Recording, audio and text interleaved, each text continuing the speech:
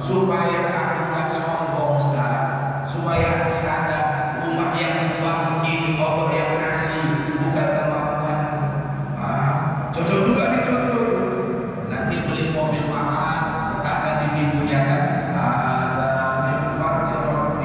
biar nggak sombong. Ibu-ibu yang punya gelang, banyak cincin, tulis pakai kertas.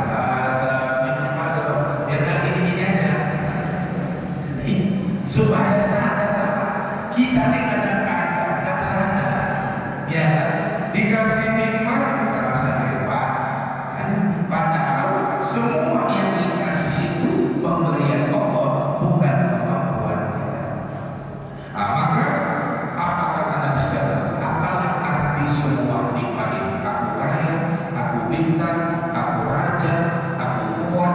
Apalah arti semua ini kalau tidak membuat aku jadi soleh?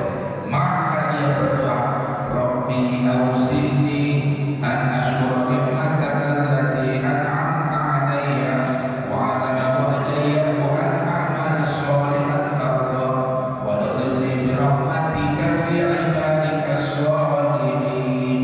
Ya Tuhanku, anugerahkanlah kepadaku ya Allah kemampuan untuk mensyukuri nikmat yang Kau berikan kepadaku dan kepada kedua ibu bapa. Tolonglah aku ya Allah untuk bisa mengerjakan amal soleh dengan nikmat yang Kau berikan kepadaku. Masukkan aku ya Allah dengan rahmat-Mu kepada golongan hamba-hamba-Mu yang soleh. Melihat ayat ini, apakah amal itu kemampuan kita atau Allah yang kasih? Allah yang kasih. Makanya Nabi Sulaiman minta, ya Allah, tolong aku ya Allah supaya bisa mengerjakan amal soleh dengan nikmat yang Kau berikan. Inilah menunjuk. Maka Imam Ibnu Athaillah mengatakan, tak kalau Allah menganugerahkan ketaatan, berarti ketaatan kita ini adalah anugerah Allah. Makanya wajib disyukuri. Alhamdulillah ya Allah, aku sholat. Alhamdulillah ya Allah, buat aku baca Quran. Kadang-kadang kalau kita lupa diri, pantang dipuji orang. Kadang-kadang naik ringan. Pak, apa rajin ke masjid ya Pak? Udah biasa. Aku memang 5 waktu ke masjid terus. Kamu naik ya. Padahal itu Allah yang kasih. Mau juga ibu iya sering banyak baca Quran ya Bu. Aku memang kayak gini. Aku tiap hari baca 4 juz. Mana yang lagi? Makanya kadang-kadang orang dipuji langsung naik. Baru pulang umroh ya Pak. Ini umroh yang ke-10 ini. Mulai. Makanya hati-hati. Dan maka rozaqaka ta'ah, ketika Allah menganugerahkan kepadamu ketaatan, mampu berbuat amal soleh. Satu, yang kedua, wal ghina bihi anha, dan dibuat Allah engkau merasa cukup hanya dengan Allah, dan dibuat Allah engkau merasa cukup dengan Allah. Apa keterangannya? Merasa cukup di situ. Dibuat Allah hatimu hanya bergantung ke Allah, tidak bergantung kepada amal. Dibuat Allah hatimu bergantung kepada Allah, tidak bergantung kepada amal. Banyak orang beramal menggantungkan nasibnya pada amal. Ini yang baik. Kalau aku jelas apa Pak? Aku jelas masuk surga. Pede kali Pak. Tengoklah sholat aku 5 waktu nggak tinggal, puasa Ramadan lengkap, Senin Kamis yang sunat lain banyak dari Gunung sampai ke pusat saudara. Sedekahku di mana-mana, haji udah kalah haji muhyiddin. Oh, zikirku banyak. Dia menggantungkan nasibnya kepada amalnya. Padahal yang memasukkan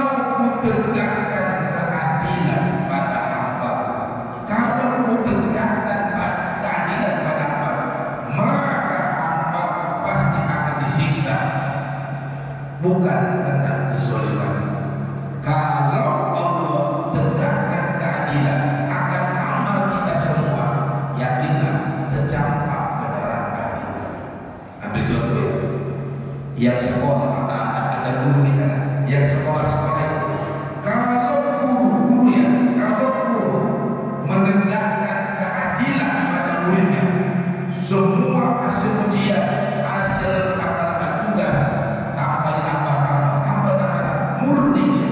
Kalau guru menegakkan itu, kira-kira murid banyak yang tinggal atau naik? Tinggal. Tapi kenapa naik? Berarti gurunya mengedepankan sayapnya daripada adilnya. Sama. Nanti kalau di akhirat, kalau Allah tegakkan keadilan akan amal kita semua, kira-kira masuk neraka apa surga? Ditegak oleh, kalau benar-benar salah-salah ya. Orang ya tahu sholat, berpuluh tahun sholat, tapi satu sholat pun tak pernah khusyuk. Betul? 100% Allahu Akbar khusyuk. Bismillahirrahmanirrahim. Mulai. Alhamdulillahirabbil alamin. Salat apa nanti dia? Udah khusyuk. Sedekah adalah sahabat. Baca Quran pakai gantung-gantung. Kalau ditegakkan Allah keadilannya pada amal kita, kira-kira lulus atau tidak? Sahabat. Makanya yang Allah kedepankan rahmatnya, bukan adilnya. Itulah kata Nabi, kau masuk surga dengan rahmat Allah. Supaya dapat rahmatnya, jangan sandarkan diri kita pada amal, sandarkan diri kita kepada Allah. Hati ini walaupun sudah beramal, tapi gantungannya ke Allah, bukan ke amal. Aku yakin aku selamat, aku berapa amal aku ada. Itulah namanya menggantungkan pada Allah.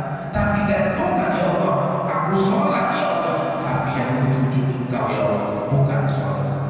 Aku puasa ya Allah, yang menuju Engkau ya Allah, bukan puasa. Karena maaf ya, sekarang banyak orang beramal seperti guru. Maaf, guru tahu guru bekerja. Orang kalau bekerja, dia bekerja atas dasar cuan. Semakin banyak cuannya, makin semangat kerjanya.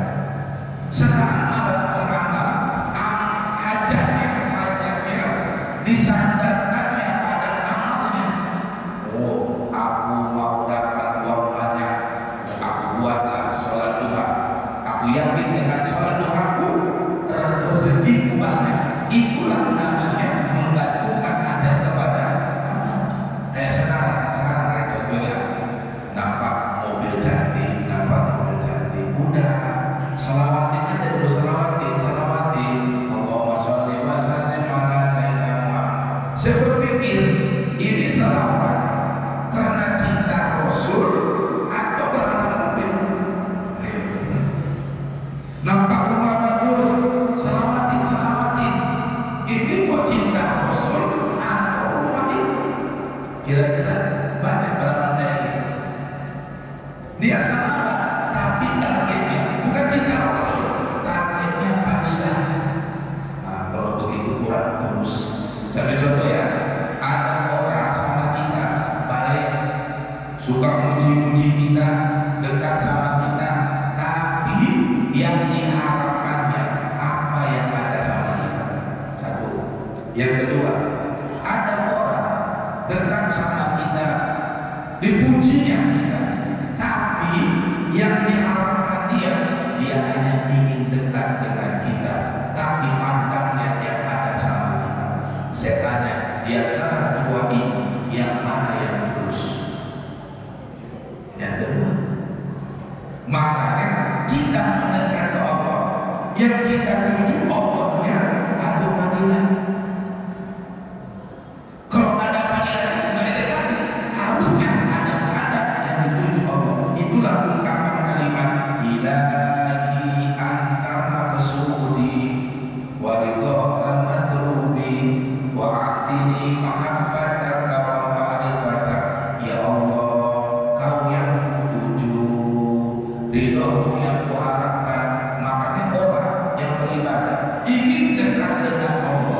bukan berharap fadilah yang banyak, ingin dekat sama Allah, tenangnya dia beramal. Tapi orang kalau beramal mencari fadilah, disitulah akan muncul rasa bosannya beramal. Kalau nggak dapat, ada contoh, ada orang rajin sholat duha. Kenapa Pak? Biar banyak rezeki Ustaz. Oh ya, udah 3 bulan dia sholat duha, berhenti dia sholat. Iwa, ya Ustaz, kok berhenti sholat duhanya? Gak jelas Ustaz, gak jelas. Udah 3 bulan aku sholat gak cair-cair. Itu lebih bagus Ustaz sholat tasbih.